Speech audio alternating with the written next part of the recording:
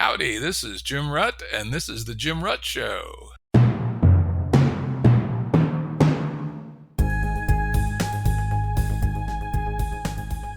Listeners have asked us to provide pointers to some of the resources we talk about on the show. We now have links to books and articles referenced in recent podcasts that are available on our website. We also offer full transcripts. Go to jimruttshow.com. That's jimruttshow.com. Today's guest is Jeremy Lent.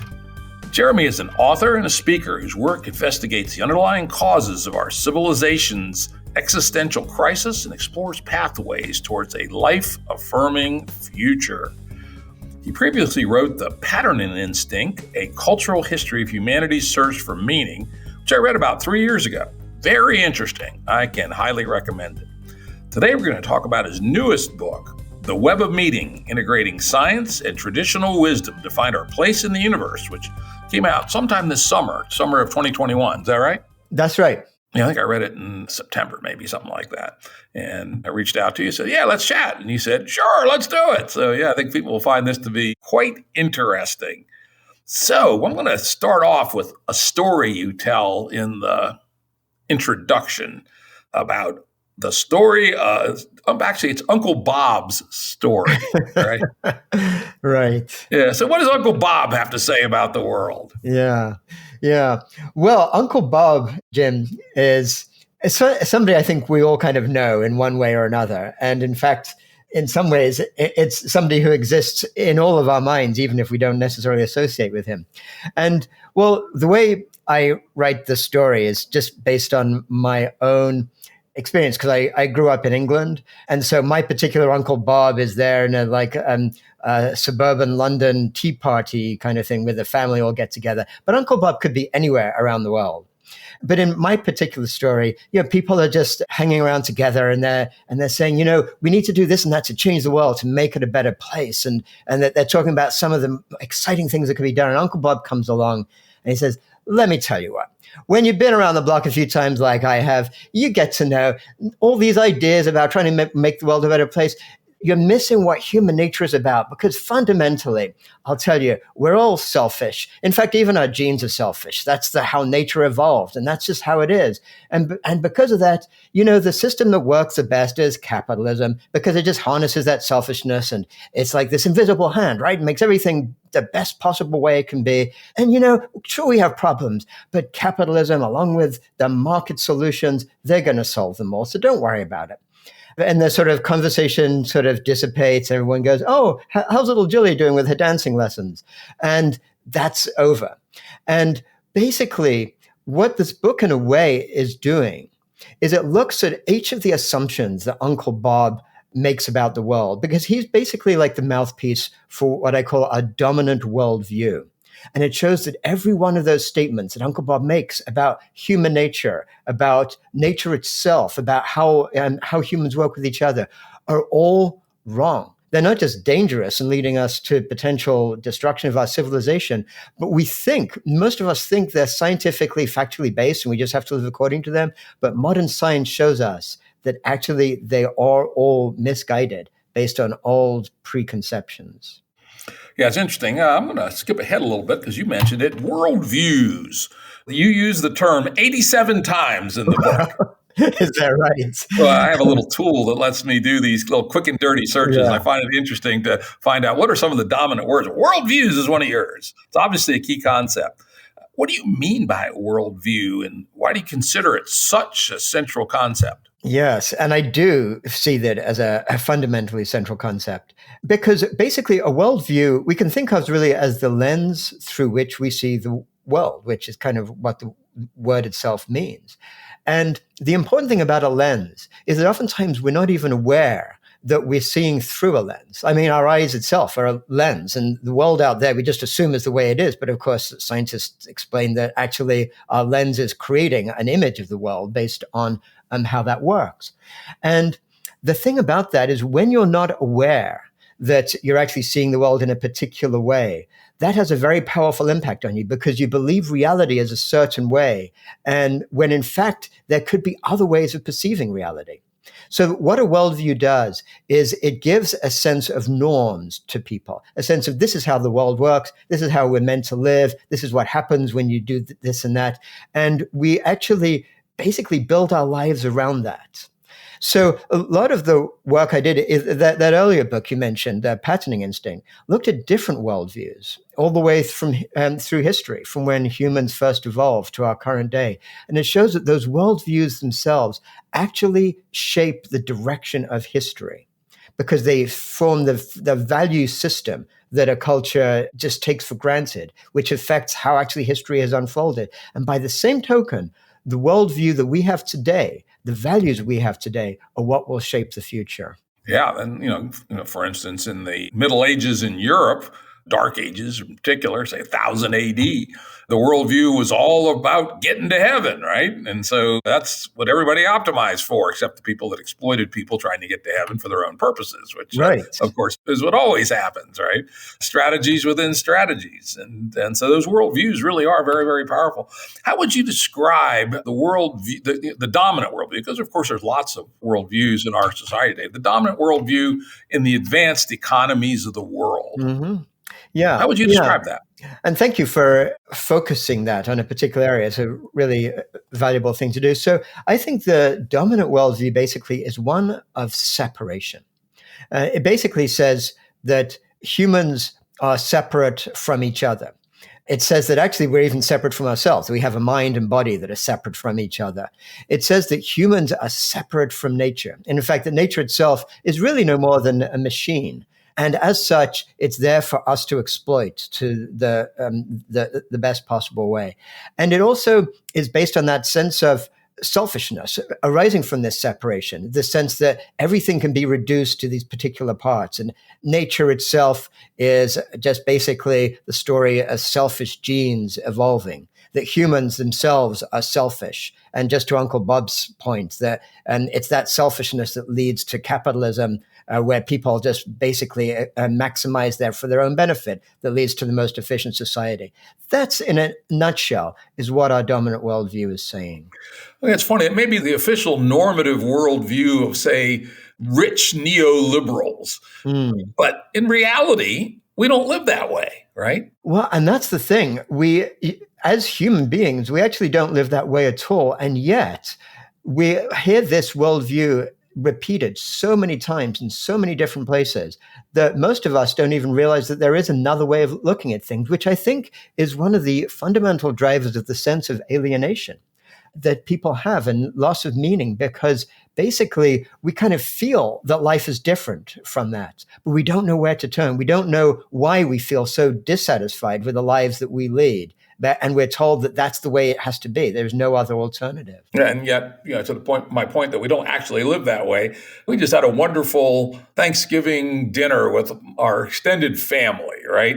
That it was all about togetherness and sharing, and we all cooked. Every one of us has one or two dishes that we do, et cetera. Doesn't fit into the neoliberal paradigm at all. And so the way we live our lives day to day, on the ground, contradicts this worldview. But unfortunately, this worldview informs how we've created our institutions. Right. That's true. I think that's absolutely right. And, to be fair to these people who subscribe to this dominant worldview, and they oftentimes they'll say, well, what you're just describing looks on the surface like it's everyone just having an enjoyable time with each other. But really, we're all just selfish. It's just, scratch this famous statement, scratch an altruist and you'll see a hypocrite bleed, is I think how it goes. Because ultimately, even if we look like we're just having fun, we're doing it for our own benefit. And fundamentally, we're driven by the selfishness, even if it pretends like at some superficial level to be this sense of like reciprocal generosity or whatever. But those are some of the things that have been shown by so much science to be basically wrong, based on wrong misconceptions. Yeah, and back to your earlier point, there is certainly a growing sense amongst many people, and many people who listen to this podcast are part of that community, that there's something fundamentally wrong with the road that we're on. Yeah.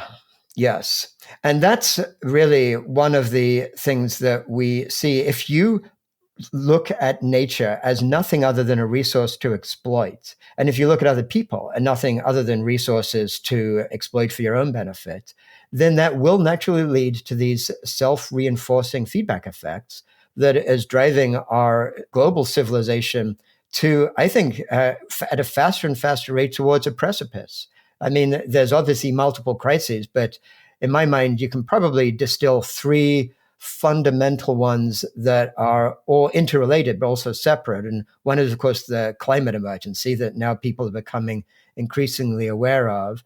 But even that is really like a symptom of this deeper underlying crisis of the ecological devastation that we're causing to the earth right now. And then within human society, of course, is this crisis of increasing inequality that is leading to these massive disconnects between different parts of our human species. Yeah, see, the language I tend to use is that our system has no brakes. I tend to argue that game A, the game we're playing today, started to coalesce around 1700 with the Glorious Revolution in England, which gave us some of the early semblance of democracy, the founding of the Bank of England in 1694, which gave us the template for modern finance and science. Modern science had come into being at that point, and we were just about to enter the Industrial Revolution and the fossil fuel epoch. And those three things actually brought humanity a long way. Humanity was not necessarily in a very good state in 1700 in terms of quality of life. In some ways, we'd accumulated most of the bad things from civilization, not too many of the good things. But game A started to spin up very rapidly with first the water-powered industrial revolution in England and to some degree the Netherlands, and then fossil fuels and Watt changed everything, and boom, up it goes. And for much of the, particularly the West, standard of living's increased, health increased, science, medicine finally stopped killing people. Probably around 1890, for the first time in history, medicine was probably saving more people than it was killing. Cities, for the first time in a long time, became net generators of humanity. Before that, they were net killers because things like public health was so bad. So all this good stuff seemingly keeps going. And in some sense, the impact it had on the earth was relatively limited because there weren't that many of us. Right. It's hard to believe. There was only about 600 million humans in 1700. Yeah. Less than a tenth of the number we have today. That's just a few hundred years ago. It's like hard to believe. In 1700, we didn't even have fossil fuels to any significant degree. So the harm we could do to the world, or the impact, I guess a better word, more neutral, was relatively small. But the thing started scaling up and started growing exponentially. And I sometimes describe wisdom in the current world as being able to think in exponentials and understand the concept of fat tail distributions, right? Yeah. And if you think exponentially about the impact of humanity on the earth, it just has gotten greater and greater. And probably sometime around 1975 or thereabouts, we probably actually passed the sustainable carrying capacity for the earth, at least within our current technological capabilities. In the future, we may be able to do more. But for right now, if we can even continue at the current rate, we'd eventually crash the ecosystem, seems to me. And why is that? Because this game A, which brilliantly took us out of dirt floors and disease and ignorance, had no brakes. There's nothing built into it that says stop. And in fact, the inner engine, I generally point to being money on money return, has escaped its purpose and has a life of its own and is driving all of us to do things that in some sense we know is wrong. Yeah, beautiful summary of, yes, so much that I explore in my two books, both Web of Meaning and The Patterning Instinct. And to your point, I agree with you that really we can look around at that point in Europe, around that sort of 17th century time frame, as something that shifted in a profound way. And because of my focus on worldviews, I tend to look at, in fact, one of the biggest questions that I explore over the years is, what was it in the way of thinking? What was it that led to that shift to happen? And it's so interesting because, as you really explained it really well, it's like a double edge. There's all this amazing material progress that happened from that time, and there's all this destructiveness that happened from that time. And I think it's not surprising to see that it's right around that time that we have the development of things like capitalism, the first sort of for-profit corporations that are with a limited liability. And we also have things like imperialism and colonialism happening around that time, because a lot of this new way of thinking, which saw nature as a machine, was very much about this concept of exploitation and extraction, that everything is there to exploit and extract as much as we can from. So I think that that is what has led us to this, like you say, it's this exponentially increasing process that basically it's a little bit like a sort of AI that's run amok, if you will. I find it interesting sometimes how, people raise a very real concern looking at what we think of conventionally as AI and say, what would happen if we created an AI that just optimized for just one thing, like manufacturing paper clips or whatever. And it was so powerful and so smart, it turned the whole of the earth into nothing other than a paperclip manufacturing facility. So basically it was the end of all life just because it was doing this one objective so powerfully. But what I think people fail to note is it's as though we as a society created an AI back in that 17th century, which is basically an extraction optimizer. And it's really, we can go back to that notion of the sort of fundamentals of the capitalist approach to the world and very much related to this notion of, in a way, it's like the limited liability corporation is the AI, is the sort of the actual operating system that's led to this, because it's all about increasing shareholder profit as much as possible, as quickly as possible. Yeah, I would push back a little bit on that because I'm also a critic of limited liability corporations, but other business forms, partnerships, et cetera, can have the same effect. In fact, most business still was partnerships in that epoch, including the great colonial expeditions, yes, et cetera. They weren't exactly. limited liability. Some were limited liability companies, but most of them weren't. It's actually the inner loop, money on money return as the value that transcends all others. When you worship money on money return, it matters a bit in terms of limited liability corporations are a little bit more virulent, but it's one level down, I would argue. Yes, I agree with that.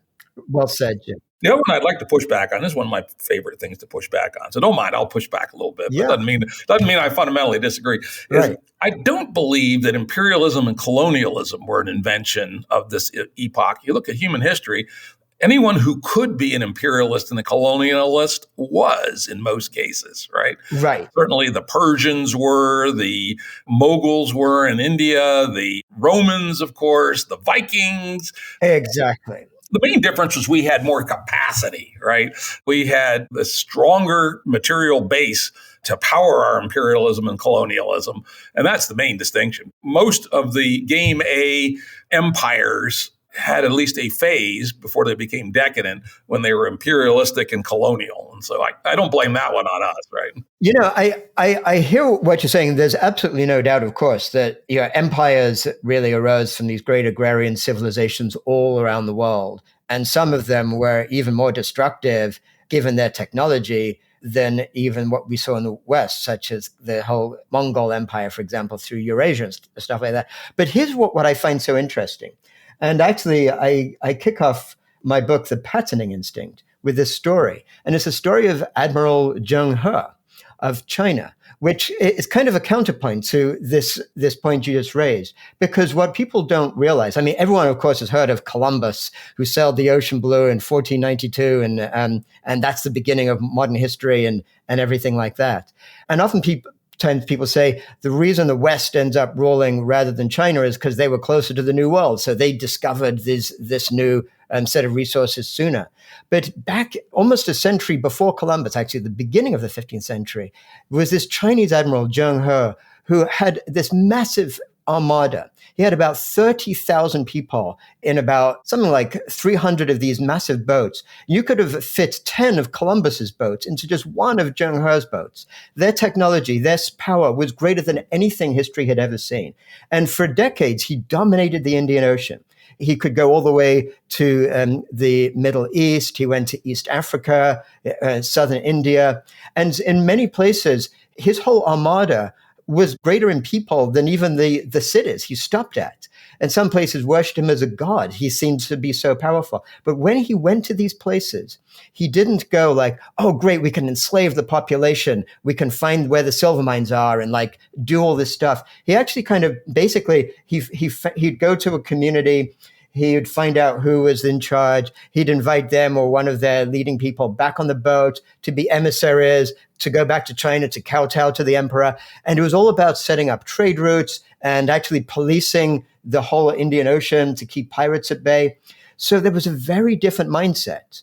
Columbus, on the other hand, when he landed in the East Indies, almost in his journal, he wrote to the King and Queen of Spain, almost one of the first things he said was, they're so naive and innocent, and they don't even know what metal is like. If we wanted to, with just a few men, we could enslave them all and bring them and just like do whatever we want with them. Very different mindset. And that is this mindset of extraction and exploitation that I do think is actually needs to be identified as part of something that's uniquely European, that came from that, which we now take as given because it's so globalized. But we don't see that in these earlier ancient empires. They were very much about, extending empire for their own sake, and then finding a certain self-limiting way of saying, okay, now we've got what we want. Now we can just sort of indulge in what we have. Well, it's hard to say because unfortunately we don't have the test of one of these empires encountering somebody at such a gigantic, different societal level, right? If Ho had run into America, wonder what he would have done, right? Because if Columbus had landed where he thought he was going to land, which was in Indonesia, or where there's already, advanced civilizations, probably the story would have been very different. He wouldn't have been able to conquer and colonize. Well, except there is a difference that we can see, though, interestingly, because it was only the next century, or really just a few decades later, that the Portuguese did arrive in the Indian Ocean. And this is what's so interesting, because by the time the Portuguese arrived there was this very stable situation where you had these big Chinese fleets and you had these big Arab fleets, and they kind of worked together, and there was this trade going on, and things were actually very stable. When the Portuguese arrived there, their technology was still very limited compared to these big fleets. But yet within a couple of decades, there was a historian called Abu Lagad, who's written a really great book about looking at exactly this situation. Within just a few decades, the Portuguese had completely changed the rules of engagement. And they had actually devastated some ports, basically by kind of cheating, if you will. They came up with a different set of rules, which people weren't expecting. And people didn't really know how to even respond to them. And it was only a few decades before they were actually in control. They had disrupted the whole trading system. They were sort of putting taxes on people, not allowing them to go to certain ports. And that was the beginning of the sort of colonialism.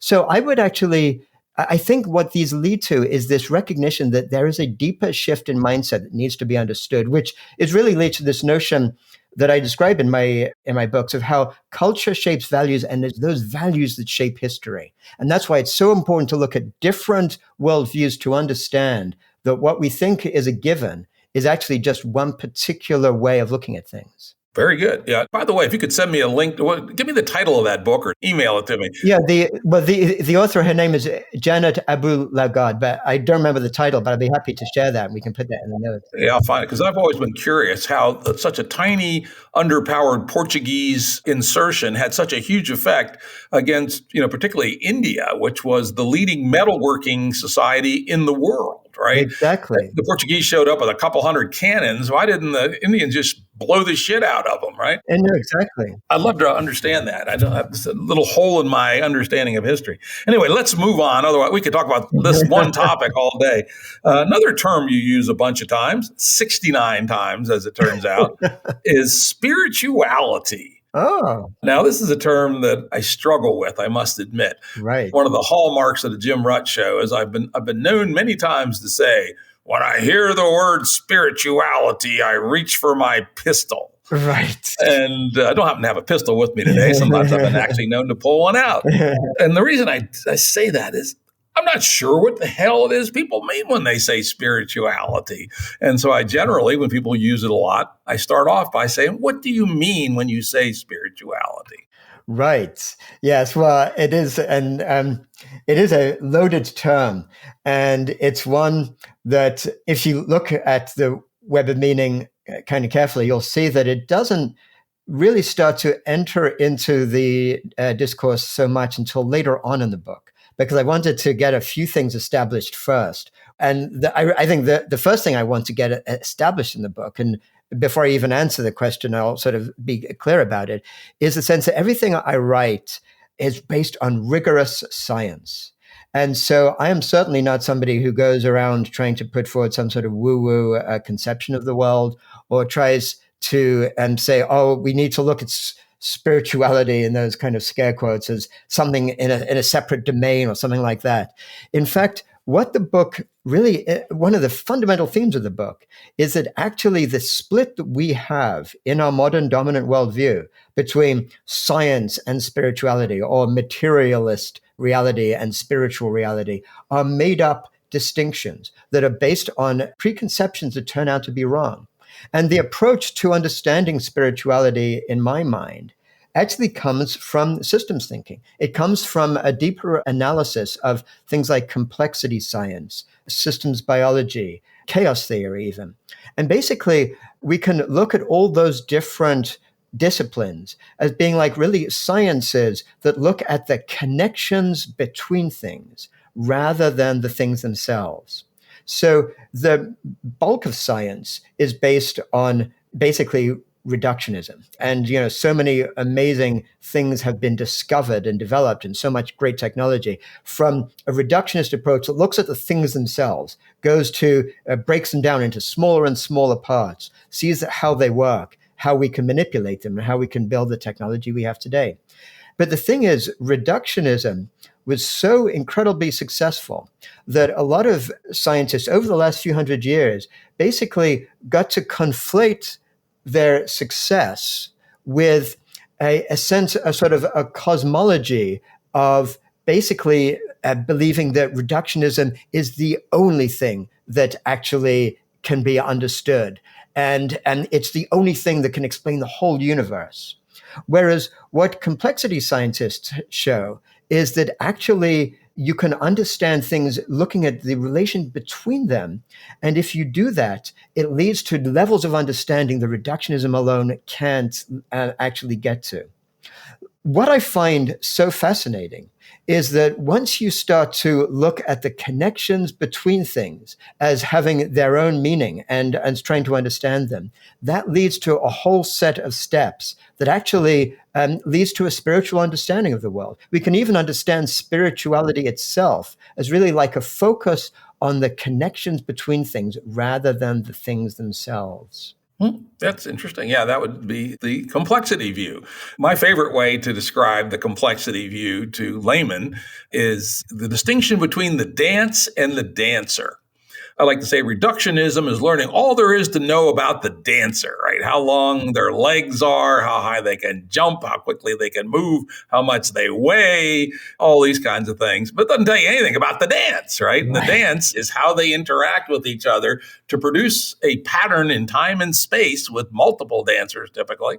And that is complexity in some sense. Exactly. Yeah. And, I understand the need to remind people that too much reductionism is a bad thing. But I think it's also that sometimes that gets a little overstated, because in the modern world, the best scientists are well aware that complexity science is the framework, which is the only one we have for exploring the most important problems in science. I mean, for instance, biology is basically a complexity science, even though much of the actual working biologists are capturing reductionist, collecting buttons, essentially. They all know that the real science of biology is fundamentally a science of complexity, just because of the combinatoric explosion of possibilities. When you're even describing something as simple as the metabolism in a single cell is way beyond the ability of reductionist science to ever make any sense out of it as a pattern. And so, we have to bump up a level and think complexity. And you mentioned other ones as well. Chaos theory, which was sort of the predecessor to complexity science. But I also like to throw out that kind of the naive Newtonianism that all of us were struck by when we were 14, if we were nerdy little science geeks, which I'll hold my hand up and say that I was. I was probably a Laplacian. If you had given me the position and the movements of all particles in the universe, I could have predicted the future for all time, right? That's right. Turns out to be utter bullshit, as we know, for many different reasons. Just the practical reason of deterministic chaos, but also the other lens that has moved us away from strict reductionism was the development of relativity in the early 20th century, and then a little later in the 20th century, quantum phenomena of all sorts, right? And so I would not say that science today is strictly deterministic by any means. There are people doing reductionist science, but most of the top scientists understand that these other domains are really extraordinarily important. And whether their own work day to day is involved with it, they're always thinking about how the work they do relates to the bigger questions. Yes, I think that is largely true. It still astonishes me, though, how, say, in biology, there is a core group of people who are fervent believers in the whole sort of Richard Dawkins selfish gene approach to biology, which has been shown so clearly by different approaches in biology in recent decades to be just much too limited a conception, even a false conception of how evolution works. But I think what is most important is that while science itself has moved from that determinism for the most part, the dominant worldview has not. And that's really a part of what I'm trying to do in this book, The Web of Meaning, is actually show people who are not scientists themselves, but who have taken this dominant worldview as a given, that actually what modern science tells us is very different from that. And then most importantly, then looking at that difference and saying, what are the implications of it? What are the implications for really how we look at meaning in our lives? What are the implications for how we look at the human relationship with the rest of nature? And what are the implications for how we look at our future and how to co-create that future? Yeah, well said. In fact, at our Santa Fe Institute, we feel like we're on the same mission, though, from the scientific side, where absolutely, we're saying basically that all the important and difficult problems that we can confront are problems of complexity. And if we don't spend adequate resources, which we still don't, to understand the complex nature of reality, we're going to. Pandemic's a good example. There wasn't enough complexity thinking brought to it early enough, just as an example. So let's get back to the issue of spirituality and science. To the degree that we call spirituality the thinking about the connectedness of things, sure, it's part of science. Right, exactly. And I guess, a big point in my book is that once we recognize that we can actually come up with sort of quasi definitions, if you will, of terms like spirit or spirituality from systems science thinking, we get to see that distinction, that hard distinction that most of us believe there is between science and spirituality is really a false distinction. That it's possible to feel into the deep interconnectedness of all things in the world. And people can have mystical experiences where they get this sense of just oneness and all the separations just kind of blurring and going away. And, for the most part, in our dominant worldview, we're told, oh, well, that's good for you that you had that experience. I'm glad that must have felt very meaningful to you. But of course, that those things they're just in your head, right? That's not actually reality out there, which is very different. But what I try to lead people to in the book is this realization that actually when you have those kind of experiences, what you're really doing is intuiting a deep sense of what actually modern science itself is pointing to. So that sense of deep interconnectedness of all things, how everything is fundamentally related, how we as individuals don't really have separate selves, which are more like constructions, but actually our identity itself that expands to so much bigger. These are all actually scientifically valid intuitions. That's good. I still wish y'all could come up with a better word than spirituality. The reason I don't like it is it embeds the word spirit in it. Yeah. And it basically ghosts, Casper the Friendly Ghost, right? But let's actually move on to that while we're on this topic, is look at the word spirit itself, because it means breath, basically. Yeah, I actually really enjoyed coming up with a systems-based definition of the word spirit, because in the book, I talk a lot about attractors. And even though the book goes quite deeply into some of these sort of core concepts of self-organization, but it's not so much a nerdy book. I try to really bring these ideas make them really accessible for people like me, basically, who are not. And you did a great job, by the way. You go into deep ideas with relatively simple examples, which is always good. Yeah, thanks. Well, what helps is that I myself am not that nerdy scientist. I sort of came into it from not understanding these things at all. So I kind of used examples that made sense to me, that if I could explain it to myself, I could explain it to others. But then if we start off by recognizing the importance of what in physics are called strange attractors, these complex, resilient patterns of behavior that stay robust, but then sometimes shift into new phase transitions, but where the actual relations between things are far more important than the actual stuff themselves, because you can change all of the actual components of it, but it still stays robust, sometimes for much, much longer, sometimes even millions of years if you're looking at ecosystems or whatever. But if you look at strange attractors, in the book, I call them natural attractors, because I think they're not strange at all, because we realize they apply to virtually every pattern in nature. And if you look at these attractors and you look at how they relate to human identity, or just the identity of any self-organized organism that we call an organism in nature, or even a self-organized system like a river or an ecosystem, then we can say that natural attractor that forms the essential characteristic, the robust, resilient characteristic of that system, we can call that its spirit. And then it makes sense. It makes sense that we can look at a picture of, say, somebody from hundreds of years ago, and we can look at that face and go, well, I can feel their spirit. And we can say, oh, how woo-woo, of course that person's dead. Well, absolutely. But the pattern of expression that they lived actually can stay resilient in the patterns of the way that their actual face looked, that we can pick up, and it goes within our own attractors of consciousness, and we can actually touch that spirit. Well, we'll take your definition and we'll move on, right? In the book, you talk a lot about Taoism and the Tao, right? In fact, the word Tao, spelled with a T in this case, occurs 122 times. Oh, wow. There's a word you really like.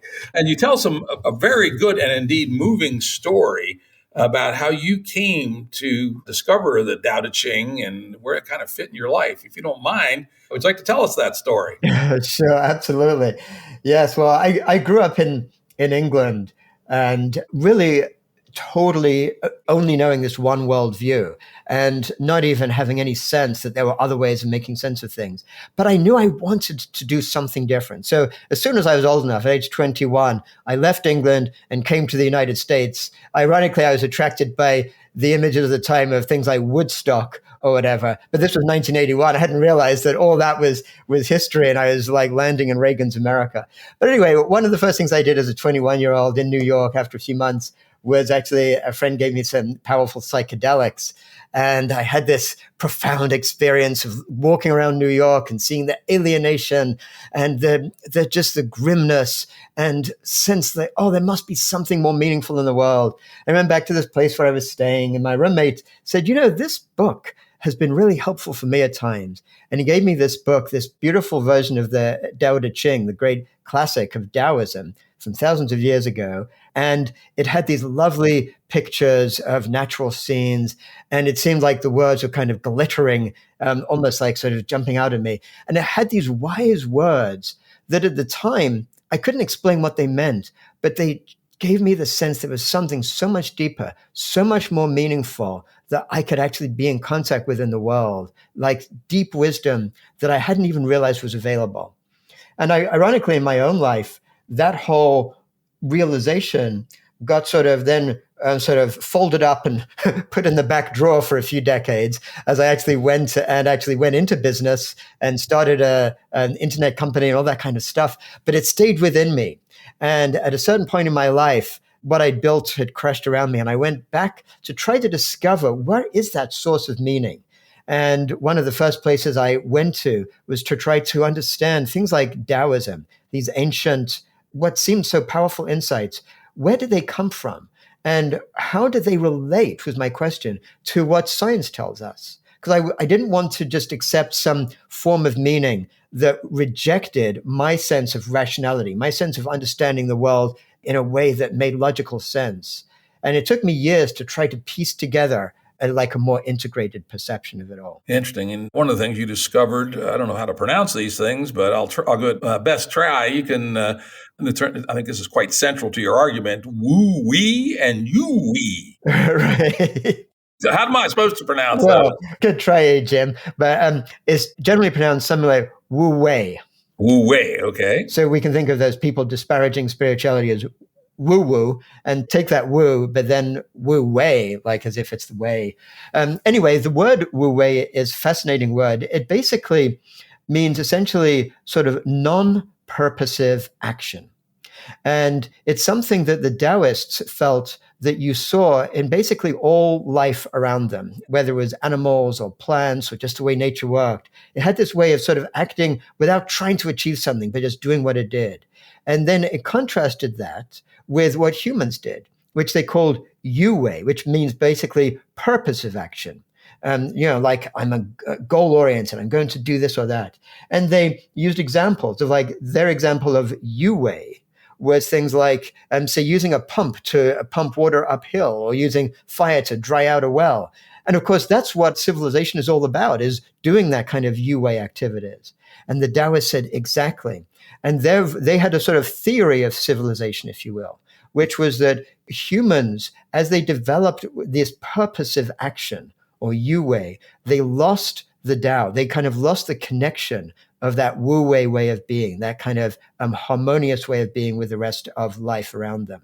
Now, what's so fascinating, and I know that you just recently had Antonio Damasio on your show, who I think is one of the leading thinkers in understanding sort of cognitive neuroscience and how it works, is the way that he describes the kind of split version of human consciousness, which I use the terms in my book like conceptual consciousness and animate consciousness. I think he refers to it as primary and secondary consciousness. I'm not quite... That was Edelman. Yeah, there was Evelyn, who's a primary and secondary.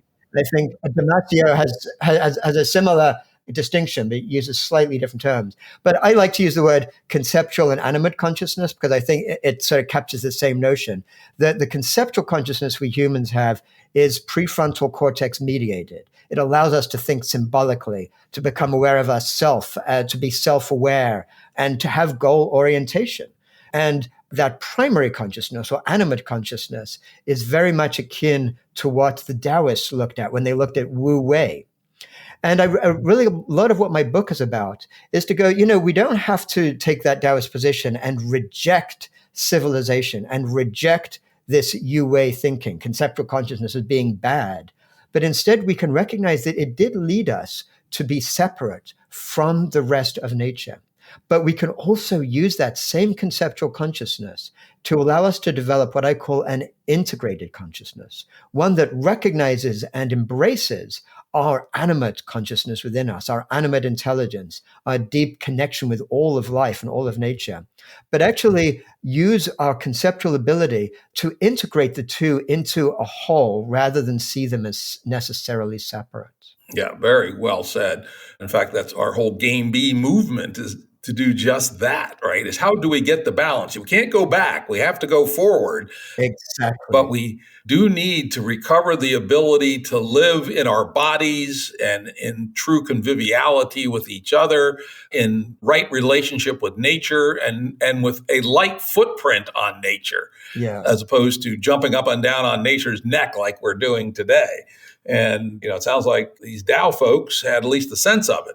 Of course, one of the problems, and I'd love to hear your thinking about this, I know you talk about it a little bit, one of the key things we identify in our Game B work is the so-called multipolar trap, also known as the race to the bottom dynamic, which is if one actor does X that gives it an advantage in the short term, even if it's destructive of the ecosystem, say, or bad for human nutrition. Let's give a simple example.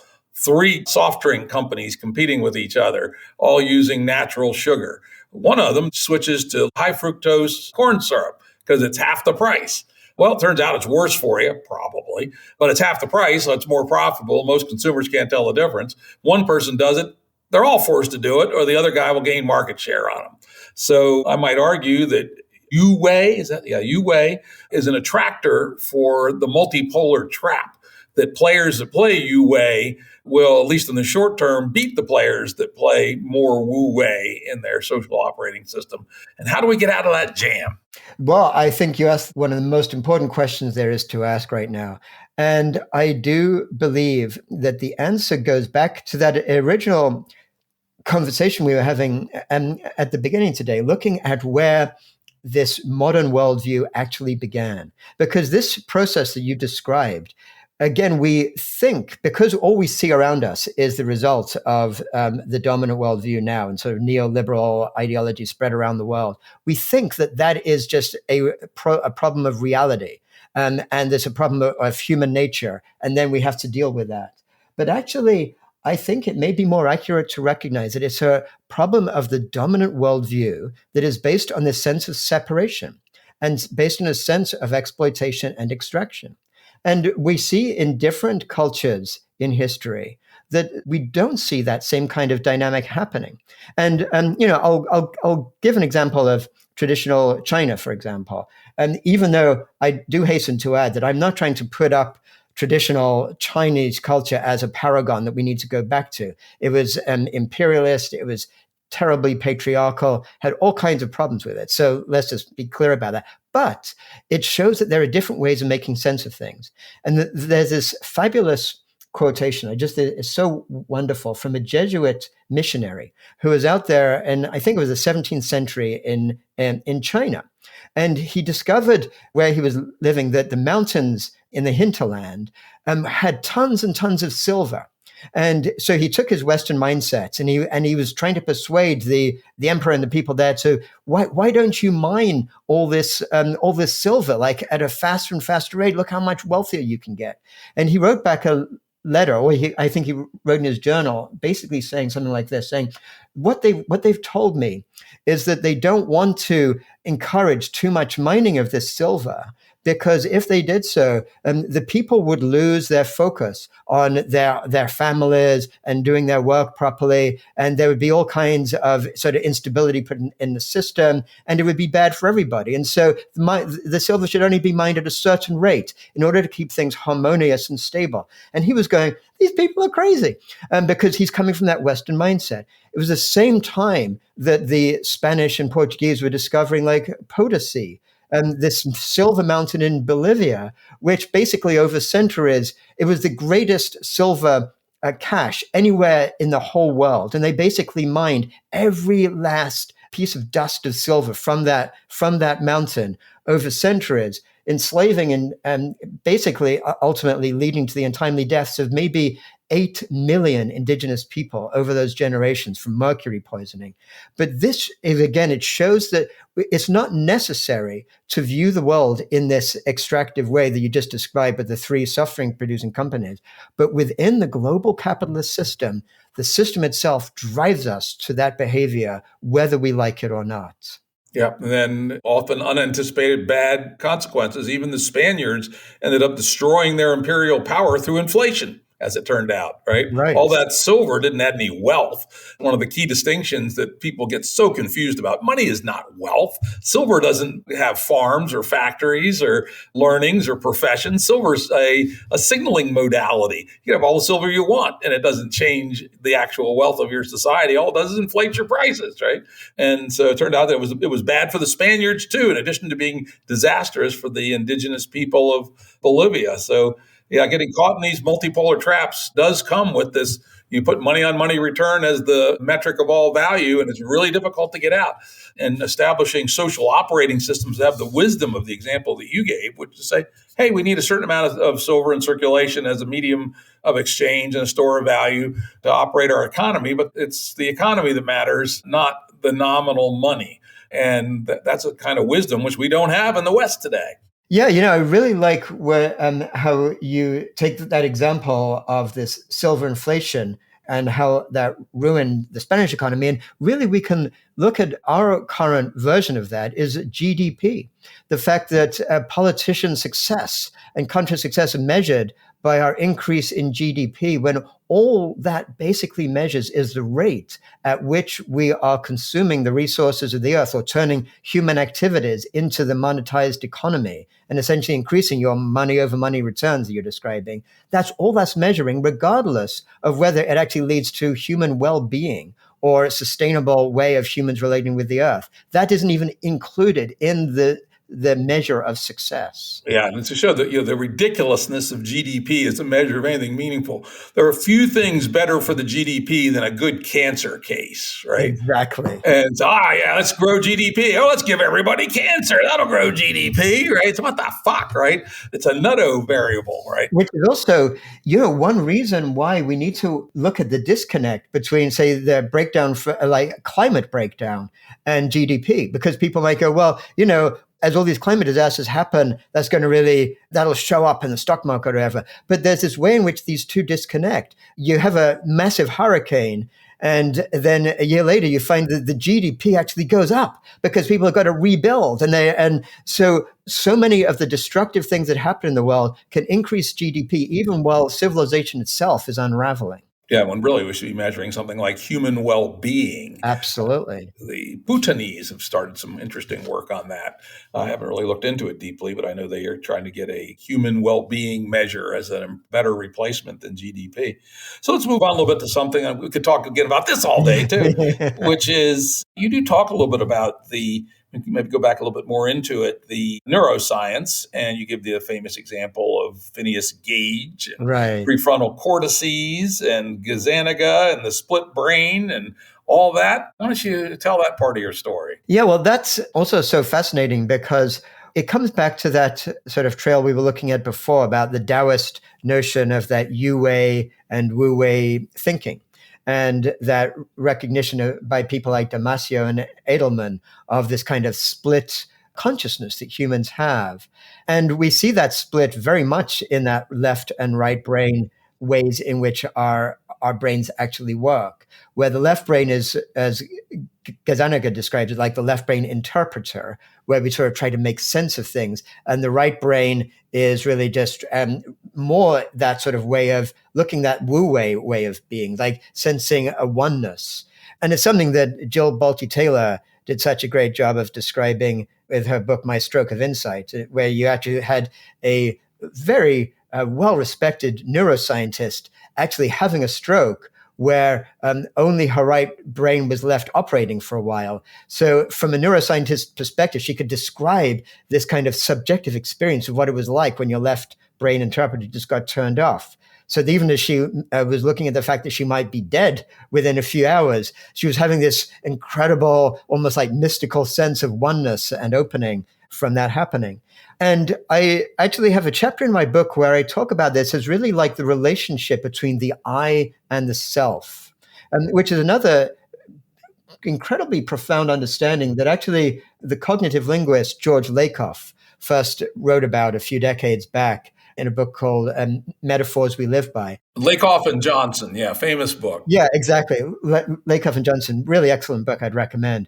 But we realize even in our normal language, we all acknowledge this split between I and myself. Like I can say to you, like, oh, I was working this job and I was tearing myself apart. I'm really upset with myself that I was doing this. In fact, I was hating myself that I did this, but then I feel so much better. I feel at one with myself now because I left that job. And you know what I'm talking about, even though it's as if I've got this kind of split, there's this two different parts within me, because we all have that. We all have an I, which is really like an emergent attractor, if you will, coming from our left hemisphere conceptual consciousness that identifies us as something a little more fixed, that relates to this kind of embodied moment-to-moment consciousness of the self. Yeah, one of the other things I'd add to it, I don't know if it was in your book or not, I don't frankly recall, is that this I self is a biographical self, right? Yes. And it may be, this is one we don't yet know for sure, whether animals have the same kind of episodic memories that we do, such that they can have a biography. Right. We know they have memories, and that memories of specific events, including episodes, impact their future behavior. But whether they can stitch those together into a biography is not at all clear. And when when I was reading about your I said, that's the string of episodic memories that we call our biography to a substantial degree. Yeah, and I agree. Of course, there's no way we can know for sure, but I think of course, it relates somewhat to the mirror test, which is this test of whether a mammal is able to recognize itself in a mirror and kind of see itself as a separate self, which some more sort of the advanced primates and elephants and some, I think cetaceans have been seen to pass the mirror test. And given by what we see in like elephant behavior and cetacean behavior and the sophistication of what seems to be something very akin to language, I think it's probably a reasonable presumption that there is some kind of biographical self that some of those very high functioning mammals have. Yeah, interesting. Yeah. So anyway, back to your story about the I and the self, and how getting that straight could actually help us do better. Yes, and it leads to this recognition that I call it the most important relationship in your life. It's not the relationship with your spouse or your parents or your children. It's actually the relationship that you have with yourself. And it's one that, even if you're not getting along, you can't just agree to divorce. You're kind of stuck with it as long as that organism is alive. That's you. And so it's one that you really want to get right.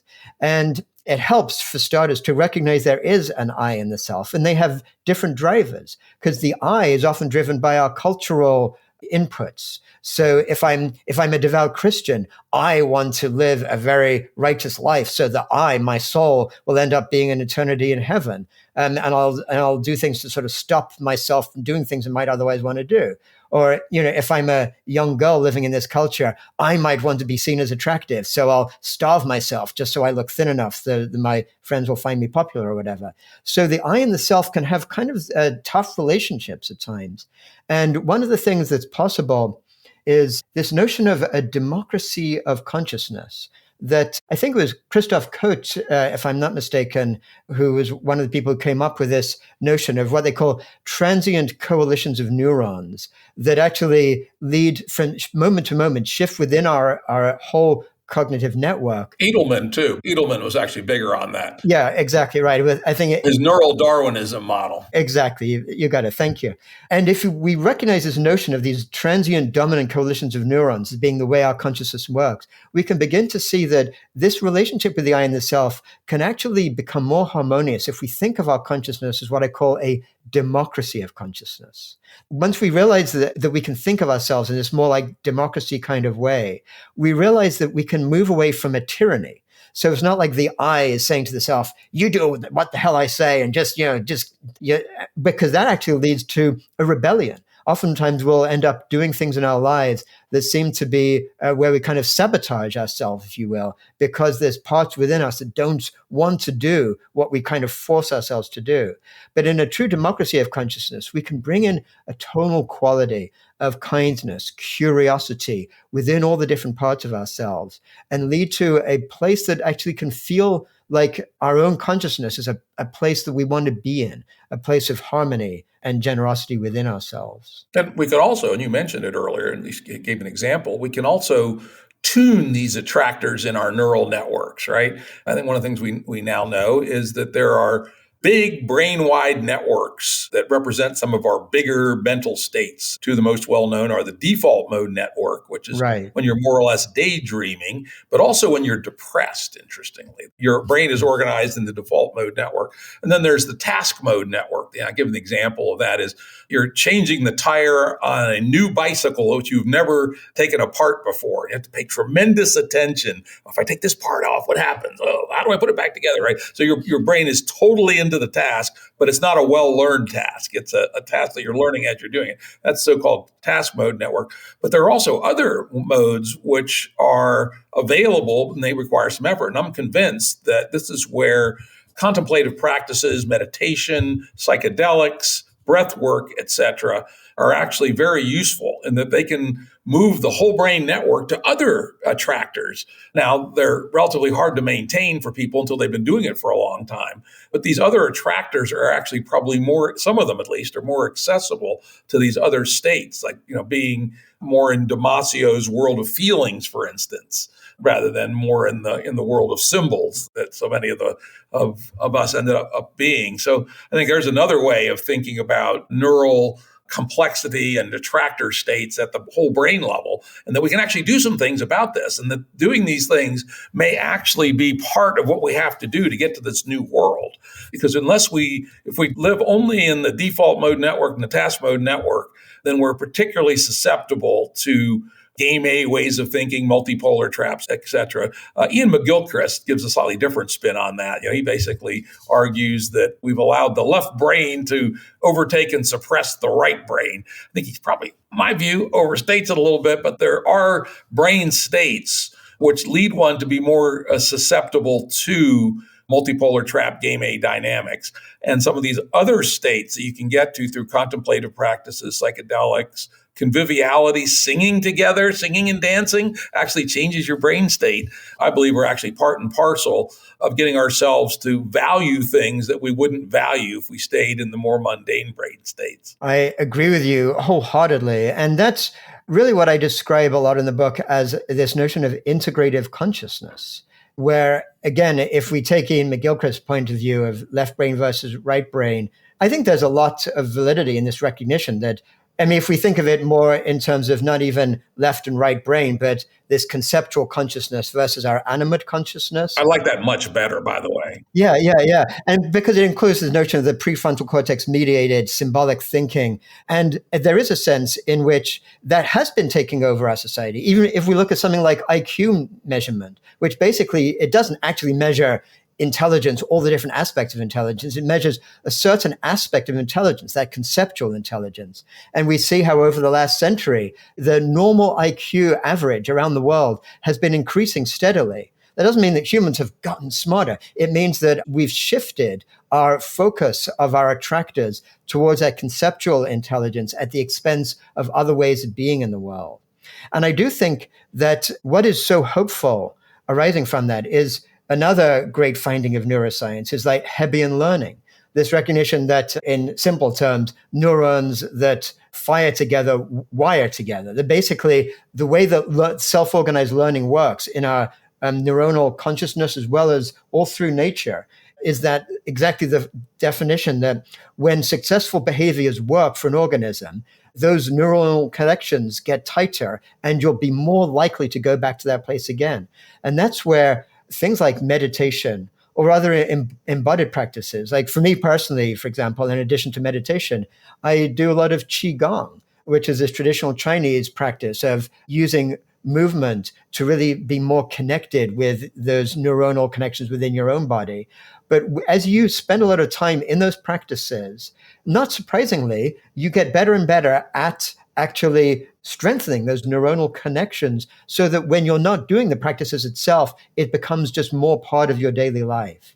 In just the same way, if somebody works out in the gym every day, we're not surprised if 6 months later they've got rippling muscles. We go, right, they spent the time doing that. The same thing is true of things like meditation or other embodied practices. Yeah, very good. Well, let's move back now to talking about some of the false ideas or dubious ideas about evolution and how there are better ways to think about it. Yes, well, that is one of those sort of Uncle Bob viewpoints that we talked about at the very beginning of our conversation. If you ask most people today about how does evolution work, at least the ones who feel that they're part of the scientific worldview and are sort of with it in their minds, they'll say, oh, right, well, it's all about the selfish gene. The genes, we're actually driven by the gene, and we're just kind of machines that the gene uses to optimize for itself. And the gene's basically selfish. And genes that discover ways or just have some mutations, so they lead to certain more adaptive behavior, they're the ones that outcompete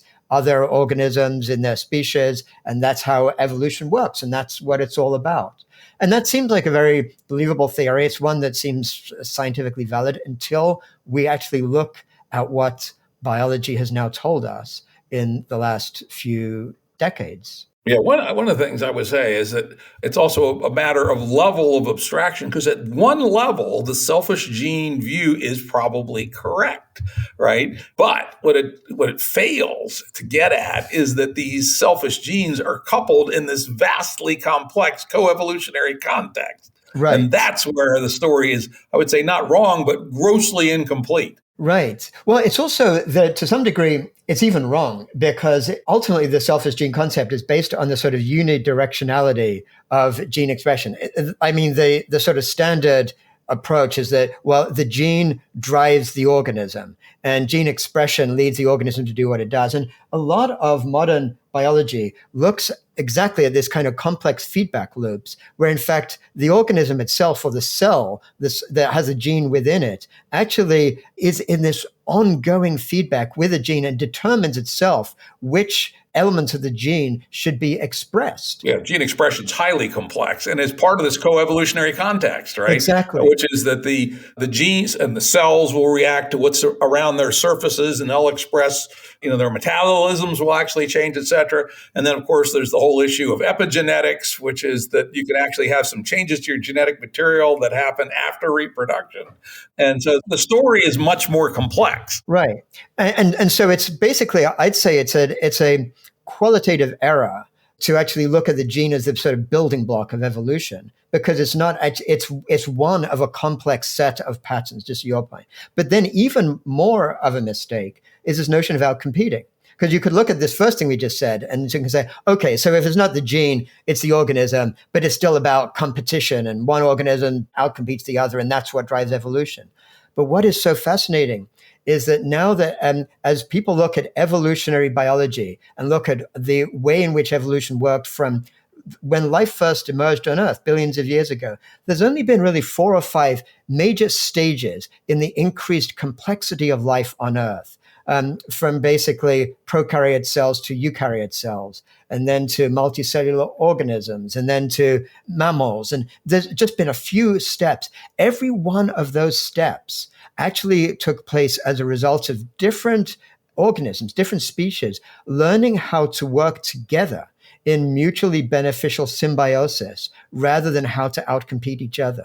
So even though, of course, nature can be characterized by both competition and cooperation, and one not necessarily dominant over the other, the major steps in evolution that's led to the abundance and richness of life on Earth today have all been steps in increase in cooperation between different species. Yeah, and then even a little bit more subtly, probably the biggest step of all was to large-scale multicellularity, right? Right. Where the cells, which not too long before had been independent, competing in some cases, or practically all cases, competing organisms, they somehow decided to form a cooperative coalition. Exactly. It's amazing. And it actually took about 1 billion years for that event to take place, which gives you a sense of how complex the shifts needed to be for evolution to actually make that move. Because essentially in a multicellular organism, of course, many of the cells have to give up their ability to reproduce in order to be part of something bigger than themselves. And that's the very thing that if we can learn as humans right now, that we can be part of something bigger than ourselves and our identity can expand beyond our separate identity, that gives us the ability potentially to evolve culturally to a more advanced place. That's a very nice metaphor. And, even though it took more like 2.5 billion years, 3 billion years to get to our kind of multicellularity. Right. But once it occurred, the so-called Cambrian explosion just went nuts, right? And essentially all the phyla of multicellular life that exists on Earth today came into being in maybe 10 million years, which is a ridiculously short time on the evolutionary clock. In fact, we had an episode here on the Jim Rutt Show where we had Doug Irwin on, who's one of the leading scholars of the Cambrian explosion. So anyone who's interested in following up on that, I would recommend they look up the Doug Irwin episode. Yeah, absolutely. The ratcheting up of capacity has been competition at one level and cooperation at another. And it's very, very interesting. Right. So now we don't have a lot of time left. Let's make sure we leave enough time for where do we go from here? How do we take your ideas as you lay them out in the books? And how do we get to be flourishing integrated organisms and cultivating integrated values and all those kinds of things? Yeah, well, of course, the answer can be looked at from our own individual development or just our own basically socio-cultural development as a human species. And I think that's the one that maybe is the most pressing of all, because as we've talked about earlier, we really seem to be in this ever-increasing ratchet towards what sober-minded, serious scientists are really beginning to call out the potential threat to civilization itself this century if we keep relating to ourselves and the rest of life in this way. So I think we are facing a real dire existential emergency. And I think that, to my mind, what we need to look at is not just try to do little fixes incrementally, but look at this underlying operating system that's driven us to this place. It's a little bit like, if we have an operating system that's faulty, imagine a whole bank of software engineers working on trying to fix the bugs that come from the system. And they do a workaround here. And that leads to like 3 more problems. And they have to come across with new workarounds. And then suddenly somebody comes along and says, we need to change the operating system itself. And they say, oh, we don't have time for that. We got to do these fixes. It's so urgent. But until you actually look at changing the operating system itself, you're going to keep moving faster and faster towards this problem. So in our case, the operating system itself is the worldview and the values arising from that. And very much to what you've been describing is that this kind of way of looking at money making more money and this continual exploitation of everything at a faster and faster rate. And what I end the book at actually is this possibility of actually shift what it would look like if we did shift our civilization's operating system. And we went from one that was really all about wealth accumulation to one that was truly life affirming, one that was actually built on the foundational principle of setting up a civilization that was there to set the conditions for humans to flourish on a regenerated earth. And that might seem so far from our current civilization right now. But what is so amazing to look at is this realization that actually it's possible. And not only is it possible, but it's the only way, in my view, that we will really turn the direction of where we're headed away from the precipice. It's been called by many people, and I've sort of taken the name myself when I write about it, an ecological civilization. This recognition of changing the very foundation of the basis of our civilization. Yeah, that's what we have to do. But we have some really difficult things to re-engineer. One of the ones that I'd like to call out, and it's part of our worldview, is that we've allowed ourselves, humans have always competed for status, even in hunter-gatherer societies, the person that could dance better or hunt better, or do bees better. But fortunately, there was many dimensions in which everybody pretty much had something they were good at. When you reduce it all to status through possessions bought with money, we're caught in a trap. Right? Or, the near surrogates thereof of, the beautiful flat abdomen to put on your Instagram if you're, a 13-year-old girl playing the beauty game. Right. And so we're trapped in these status hierarchies. Any ideas on what can we do as both individuals and as societies to escape this primary trap that we seem to be in? Yeah. Well, I think the first thing as individuals we can do is recognize that it is this trap. And it's been called aptly by some social psychologists the hedonic treadmill. And it's a hedonic treadmill that the corporations that are really the manifestations of this exploitative mindset have done such a great job in manipulating. Essentially, each of those things you described, the desire for status, the desire to be feeling attractive, the desire for our community to feel good about us, these are all very natural, healthy human instincts that we did evolve as nomadic hunter-gatherers. But they've been manipulated in our society to cause us to feel a sense of being bad about ourselves in order that we essentially turn into consumer zombies, just doing the stuff to pay the money to make the corporations wealthier. Once we understand that, it enables us to step off the hedonic treadmill and actually look more towards that integrated consciousness, move towards what Aristotle called eudaimonia rather than hedonia. Eudaimonia being like a sense of true well-being that arises when we're actually pursuing our true drive and fulfilling our true purpose as an organism rather than just doing the moment-to-moment hedonic stuff that we are that makes the corporations wealthier. So I think that's one of the things we can do in terms of individually stepping off that treadmill. But I think just as important is to recognize that we are part of this greater system that is unraveling, and to recognize something that I call fractal flourishing. That basically when we want true flourishing for ourselves, we realize that we're actually part of a fractally connected system where our individual flourishing is part of a societal flourishing, which is part of the flourishing of overall humanity and the living earth itself. And that by recognizing that, we can turn our attention to actually trying to take part of some of the systemic changes needed to move our entire society away from this hedonic treadmill. And I think there are some great ideas out there that people can really get behind and help to move towards that ecological civilization. What are some of those ideas?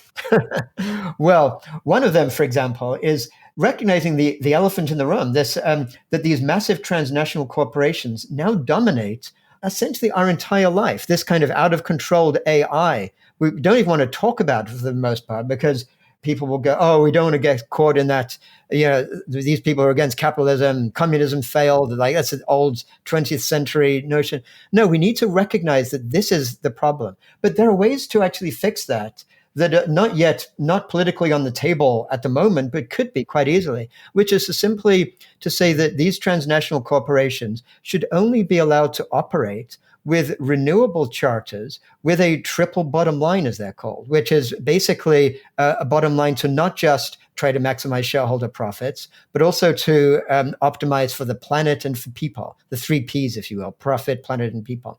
And you see these now in these smaller things like B corporations or benefit corporations, which are voluntary. And corporations can choose to actually change their charters so they have this triple bottom line. And people right now can say, oh, it's meaningless. That's made almost no impact on the actual system itself. That's because it's voluntary.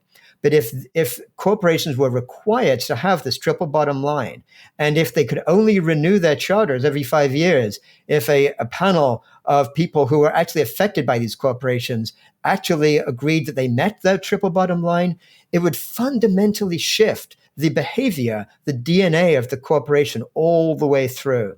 That's one of these ideas. It's a relatively simple fix. It doesn't take great technology, but it would fundamentally alter the direction of where we're headed.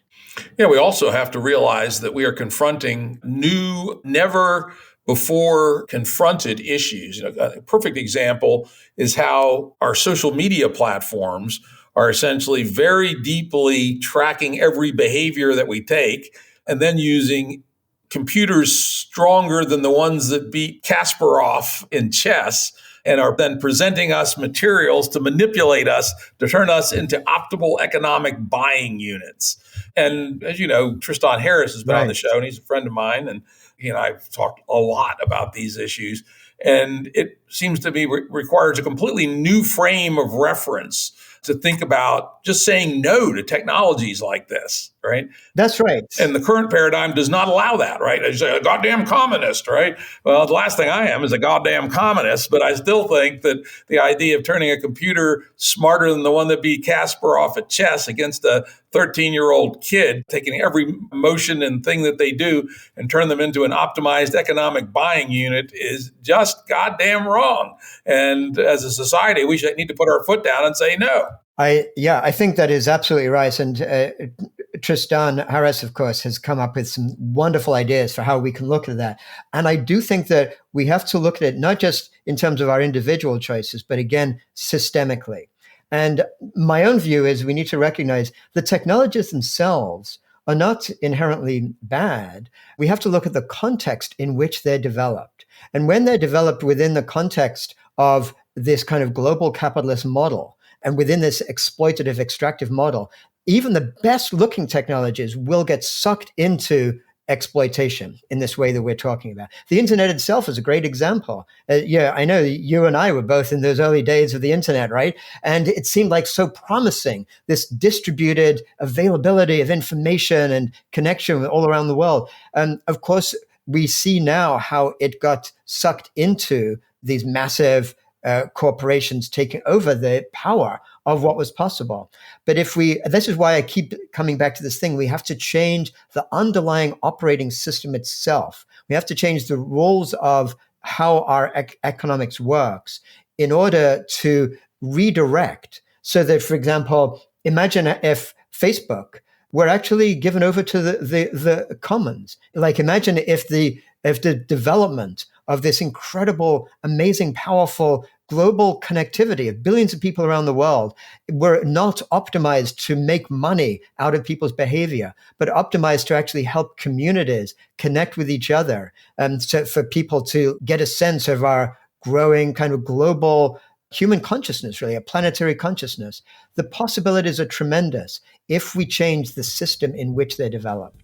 Well, Jeremy, I think that's the bottom line. I think we're going to end it right there. This has been an incredibly interesting conversation. I'd strongly recommend people who found this conversation interesting to go out and get Jeremy's book, The Web of Meaning. And I would also say that the earlier book, The Patterning Instinct, was every bit as interesting. So I'd like to thank you, Jeremy, for being a guest on the Jim Rutt Show and engaging in a really deep and good conversation.